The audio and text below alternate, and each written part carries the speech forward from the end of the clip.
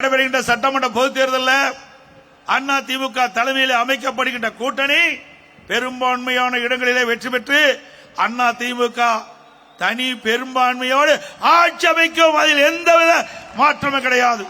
சேலம் மாவட்டம் அண்ணா திமுக கோட்டை என்பதை பல முறை நிரூபித்து காட்டியிருக்கின்றோம். 2011 சட்டமன்ற பொதுத் தேர்தல் மாண்பு அம்மா நிறுத்தப்பட்ட வேட்பாளர்கள் 100% வெற்றி பெற்ற மாவட்டம் சேலம் மாவட்டம். 11 தொகுதியில் வெற்றி பெற்று அதிமுக கோட்டை என்று சேலம் மாவட்டத்தை நிரூபித்து காட்டினோம். 2016 11 சட்டமன்றத்தில் 10 இடங்களில் வென்று அதிமுக கோட்டை தமிழகத்திலே எந்த மாவட்டத்திலும் வெற்றி பெற முடியாம டபுள் டிஜிட்ல வெற்றி பெற்ற ஒரே மாவட்டம் சேலம் மாவட்டம். அம்மா மறைவுக்கு பிறகு அதே வழியில் நின்று மக்களுடைய பேராதரவை பெற்று 2021 11 இடங்களில் 10 இடங்களிலே வென்று அதிமுக கோட்டை. எனக்கு முன்னாலே மாவட்ட கழக செயலாளர் குறிப்பிட்டார், நீங்க திரு ஸ்டாலின் அவர்கள் தமிழகத்திற்கு முதலமைச்சராக இருக்கலாம், ஆனால் சேலம் மாவட்டத்தில் ஆளுவது அனைத்து இந்திய அண்ணா திராவிட முன்னேற்ற கழகம். 4 நாளுக்கு முன்பு நீங்கள் பார்த்திருப்பீர்கள், ஒரு வடமாநில தொழிலாளர் சென்னையில் இருந்து திருத்தணிக்கு ரயிலே செல்கிறார். 4 சிறுவர்கள் அவரை பட்டா கத்தியோடு கஞ்சா போதையிலே கடுமையாக தாக்கிட்டார்கள். கெஞ்சுகிறார். எல்லா வலைதளங்களும் வந்திருக்கிறது. எவ்வளவு கொடுமையான நிகழ்ச்சி! இப்படிப்பட்ட ஆட்சி தொடர வேண்டுமா? கஞ்சா போதை தமிழகத்திலே தாண்டமாடி கொண்டிருக்கிறது.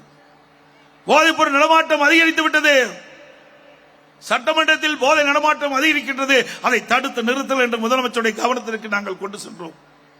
முதலமைச்சர் அதை பற்றி கவலைப்படவில்லை. அறிக்கையின் வாயிலாக வெளியிட்டோம், தொலைக்காட்சியின் வாயிலாக வெளியிட்டோம், பொதுக்கூட்டத்தின் வாயிலாக நாங்கள் பேசினோம். ஆனால் போதை நடமாட்டத்தை இந்த அரசு கட்டுப்படுத்தாத காரணத்தினால் இன்றைக்கு தமிழகத்தில் இருக்கின்ற நம்முடைய இளைஞர்கள், மாணவர்கள், பொதுமக்கள் போதைக்கு அடிமையாகி இன்றைக்கு சீரழிக்கக்கூடிய ஆட்சி இந்த ஆட்சியிலே பார்க்கப்படுகிறது. திமுகவில் திரு உதயநிதி விட்டுட்ட வேற ஆளே இல்லையா? அவர்தான் துணை முதலமைச்சர். திரு கருணாநிதி குடும்பத்தில் பிறந்த ஒரே காரணத்திற்காக அந்த கட்சிக்கு எத்தனை முறை ஜெயிலுக்கு போயிருப்பார், அந்த கட்சிக்கு எத்தனை ஆண்டு காலம் உழைத்திருப்பார், சிந்திச்சு பாருங்க. இதே அவருடைய கட்சியிலே இன்றைக்கு சட்டமன்றத்திலே அதிக நாட்கள் சட்டமன்ற உறுப்பினராக இருந்தவர் அண்ணன் துரைமுருகன் அவர்கள். அவர் திரு கருணாநிதி குடும்பத்திலே பிறக்காத காரணத்தினாலே நீண்ட நாட்கள் சட்டமன்ற உறுப்பினராக இருந்தாலும் அவருக்கு அந்த வாய்ப்பு கிடைக்கவில்லை. அடிக்கடி திரு ஸ்டாலின் அவர்கள் குறிப்பிடுவார், எமர்ஜென்சி மிசா சட்டம், அதிலே நாங்கள் பட்ட துன்பம் ஏராளம் என்று சொல்வார். அதிலேயும் துரைமுருகன் அவர்களும் பங்கு பெற்றார். அப்படிப்பட்ட ஒருவருக்கு அங்கே துணை முதலமைச்சர் கிடையாது. ஆனால் திரு கருணாநிதி குடும்பத்திலே பிறந்த திரு உதயநிதி அவர்களுக்கு துணை முதலமைச்சர். இதுதான் அண்ணா திமுகவுக்கு திமுக உள்ள வித்தியாசம். நான் ஒரு கிளை செயலாளராக என்னுடைய பணியை துவக்கி பிறகு படிப்படியாக உயர்ந்து பொதுச் செயலாளராக உருவாகி இருக்கின்றேன். இது அண்ணா திமுக. ஒரு சட்டமன்ற உறுப்பினர், நாடாளுமன்ற உறுப்பினர், அமைச்சர், பிறகு உங்களால் முதலமைச்சர் என்ற ஒரு அடையாளத்தை கொடுத்தீர்கள். இது அண்ணா திமுக.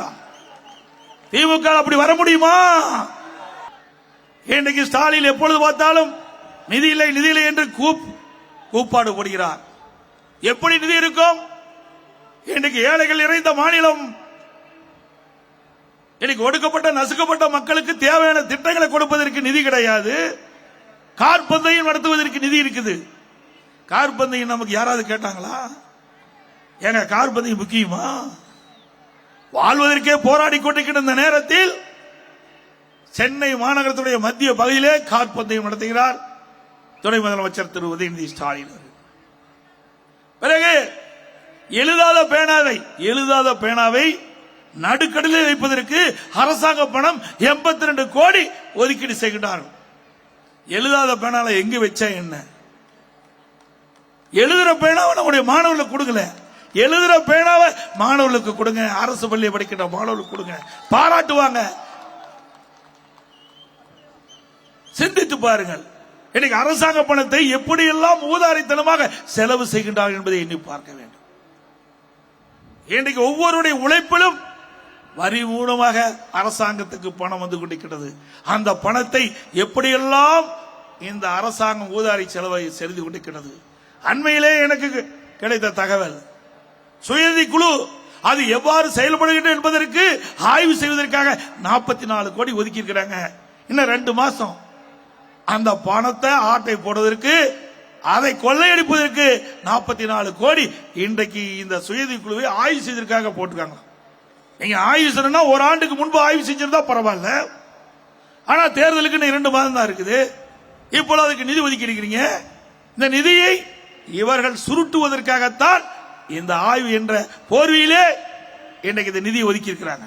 இன்றைக்கு ஸ்டாலின் பேசுகிறார், அண்ணா திமுகவிலே கூட்டணி இல்லை என்று. திரு ஸ்டாலின் அவர்களே பொறுத்திருங்கள், அண்ணா திமுக எப்படி கூட்டணி அமையும் என்பதை பொறுத்திருங்கள்.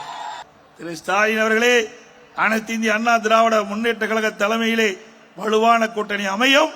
பெரும் 234 சட்டமன்ற தொகுதியிலே பெரும்பான்மை இடங்களிலே அண்ணா திமுக வென்று, அண்ணா திமுக கூட்டணி வென்று ஆட்சி அமைக்கும். இன்றைய தினம் திராவிட முன்னேற்ற கழகம் தேர்தல் நேரத்திலே 525 அறிவிப்புகள் வெளியிட்டாங்க. இன்றைய தினம் பத்திரிகையில் பார்க்கிறேன், 80% அறிவிப்புகள் நிறைவேற்றப்பட்டதாக ஒரு பச்சை பொய்யை முதலமைச்சர் சொல்லுகிறார். திமுக நிர்வாகிகள் குறிப்பிட்டு பத்திரிகையில் வந்த செய்தி. நிறைவேற்றிக்கங்களா? ரேஷன் கடையில் மாதந்தோறும் சர்க்கரை கூடுதலாக 1 கிலோ கொடுத்தாங்களா? அதைவிட மிகப்பெரிய பொய் இங்கே அமர்ந்திருக்கின்றார்கள் நம்முடைய தாய்மார்கள். 100 நாள் வேலை திட்டத்தை 180 நாளாக உயர்த்த சொன்னாங்க. உயர்த்தினாங்களா? இன்னைக்கு கிராமத்திலிருந்து நகர வரை ஏழை எளிய குடும்பத்தில் பிறந்த மாணவ மாணவி பட்ட படிப்பு படிக்கக்கூடிய சூழ்நிலையை உருவாக்கி தந்த ஒரே அரசாங்கம் அனைத்து இந்திய அண்ணா திராவிட முன்னேற்ற கழக அரசாங்கம். அடுக்க முடியுமா திரு ஸ்டாலின் அவர்களே?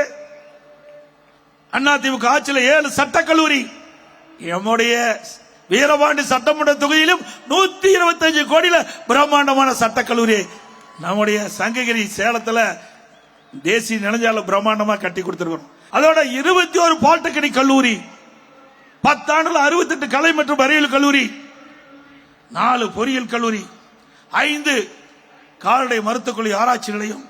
நம்முடைய ஏழை எளிய குடும்பத்தில் பிறந்த மாணவ மாணவி பட்டப்படிப்பு படிப்பதற்காக அதிகமான கல்லூரிகளை திறந்த ஒரே அரசாங்கம் அனைத்து இந்திய அண்ணா திராவிட முன்னேற்ற கழக அரசாங்கம்.